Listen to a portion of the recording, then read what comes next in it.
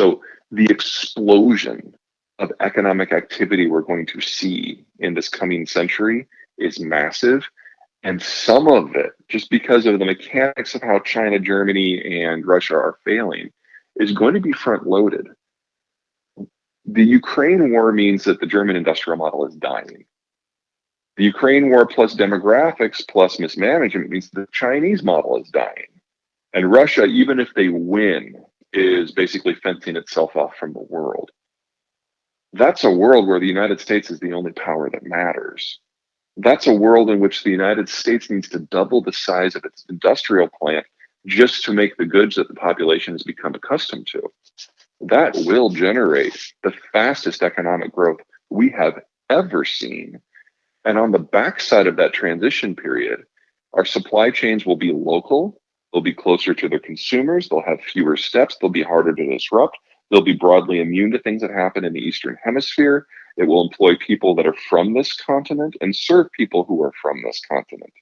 We finally get to where we would have been probably in 1950 if the world wars had not happened. And that is the start of an American century. Oh, well, one of the beautiful things about geography is it does not change very quickly. I mean, you're talking under normal circumstances, thousands of years to have an evolution in something that would make a meaningful difference. So history is just events playing off across the same geography, often in the same way, it's just in different eras with different personalities. So once you figure out, the mechanics of a region, like how the mountains and the plains and the rivers and the oceans interplay to create the entity that is there, the culture that is there, you can then dial back through history till you get to the beginning. And one of the things I enjoy most, and I try to make this core to most of my work, is telling the story from the very beginning, like, pre-industrial, not just pre-industrial, but pre-sedentary agriculture, to see how, as the technology evolves, our relationship with our geography changes. The geography doesn't change, our relationship changes because all of a sudden we have a new tool.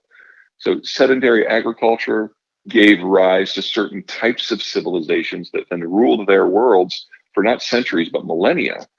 But in time, that gave way to advances in metals, which shifted the geographies that were successful somewhere else. Industrialization and deep water navigation did the same things.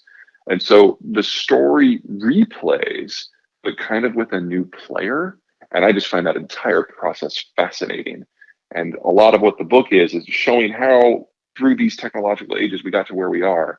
Globalization made a dramatic transformation, and deglobalization puts us back in a world where the interplay with technology and geography will once again determine much of the human condition.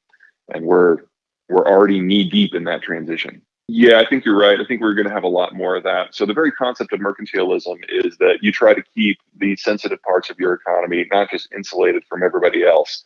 You deliberately overproduce and then product dump on captive markets, both to generate the income that you were after, as well as to destroy potential competition in the future. So, for example, in the early industrial age, the Brits had industrialized, the Germans had not. The Germans had the most productive guild manufacturing, but they hadn't industrialized. So the Brits would dump their surplus products, things like textiles, on the German market and basically cause a deflationary collapse within the local economy.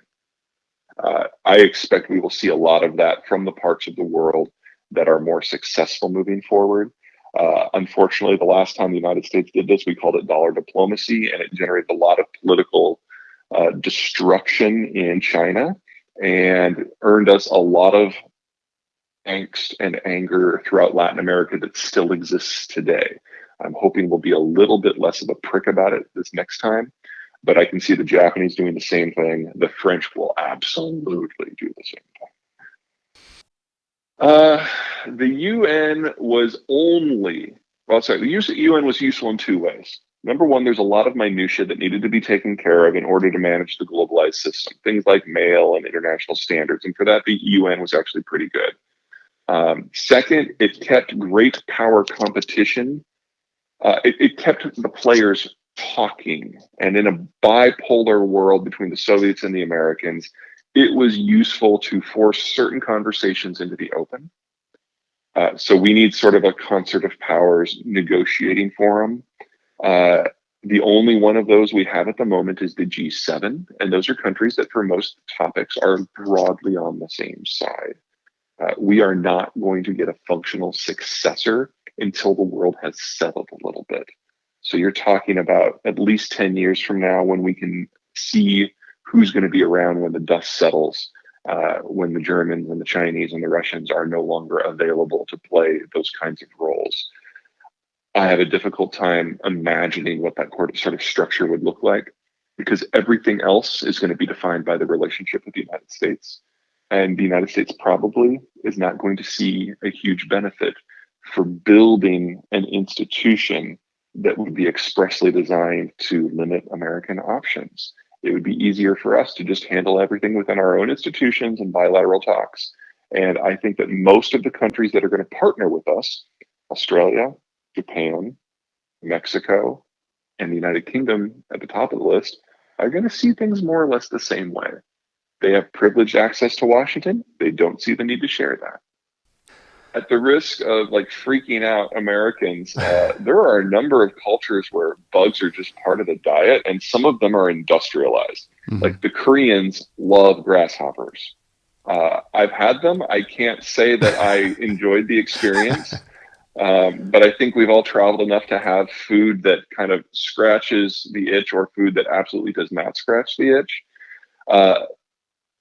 Bug production is just animal protein by another name. And I would argue it's not any more environmentally friendly than most of our animal protein production.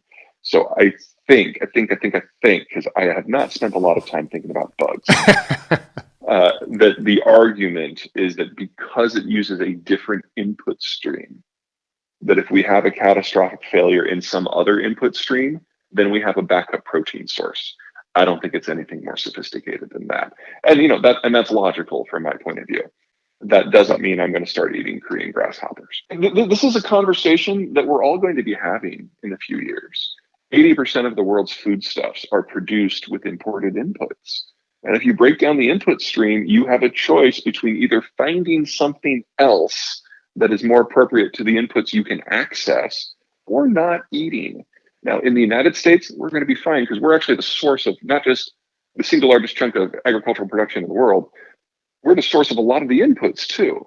So we are not going to have to wrestle with this overly, but a lot of the rest of the world, this is going to be part of their new normal. You guys, with your historical approach to things, based on a lot of your questions, you might look like my third book, Disunited Nations, because whereas End of the World goes through all the economic sectors and how we shape our world the way we do and where it's taking us, Disunited Nations does that for 11 countries, 6 of which are the ones that we know are going to be the global leaders, but really aren't, and 5 of which are the ones that are going to rise to the top. And just like with End of the World, it starts at the very beginning. Well, in its defense, it was designed for that. It was designed to be a talk shop where no one got along, to encourage them to argue so that they don't argue on the battlefield. And in that, it has been moderately successful. Whereas the League did not. The difference between the interwar period and the Cold War period is that the United States decided to lead in the Cold War period, whereas with World War I, we stepped in, we helped finish the war, but then rather than build a structure that would prevent the factors that created the war from reasserting themselves, we left, which guaranteed that those factors reasserted themselves. Right. And we got ourselves in another war. Now, looking forward, us backing away from the world, in my opinion, is strategically unwise, because it will guarantee the creation of regional powers that will eventually challenge American interests. And we will have to do this all over again. But the people who believe my way, that engagement is the way you improve the human condition and ultimately guarantee American security, we have lost every presidential election 7 times in a row. And this last one, we didn't even have somebody on the ticket. So Americans, for the moment, do not agree with me, and that is